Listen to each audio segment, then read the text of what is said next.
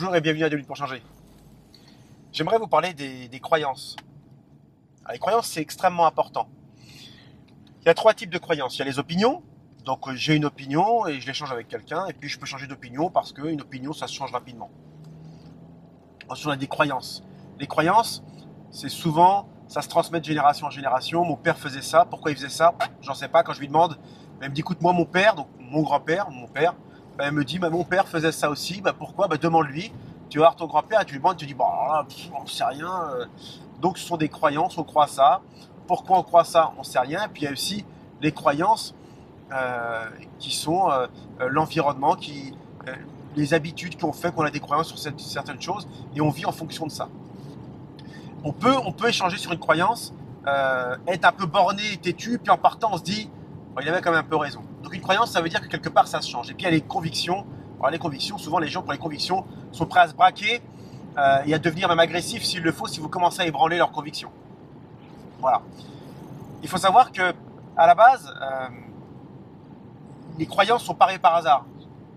Ces fichiers nous ont été en fait rentrés par nos parents, nos grands-parents, nos amis, l'école, les institutions religieuses, un ensemble de choses qui ont fait des croyances. Elles ne sont pas arrivées là par hasard. Souvent, on a des croyances sur des choses qu'on ne peut pas faire. Il faut savoir que jusqu'à l'âge de 17 ans, donc de la naissance jusqu'à l'âge de 17 ans, on a entendu « non, tu ne peux pas » environ 150 000 fois. Et « oui, tu peux » environ 5 000 fois. Je vous laisse imaginer pourquoi, à l'âge adulte, on n'arrive pas à avoir ce qu'on veut. Parce que pour nous, on ne peut pas. C'est tellement ancré, c'est-à-dire que là, c'est un ancrage qui fait qu'on ne peut pas. Et c'est devenu une habitude. C'est pour ça que 96% des personnes ne vont pas au bout de ce qu'elles désirent. Tout simplement parce qu'on leur a dit qu'ils ne pouvaient pas depuis des années et des années et des années. Donc ce qu'il faut, c'est se dire que je dois modifier le non je peux pas en oui je peux.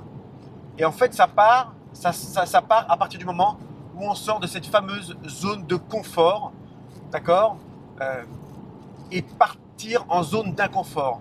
Mais je vais vous en parler dans une prochaine vidéo parce qu'on a dépassé 2 minutes 30 et je vous dis à très bientôt dans la prochaine vidéo qui vous parlera de la zone de confort et de la zone d'inconfort.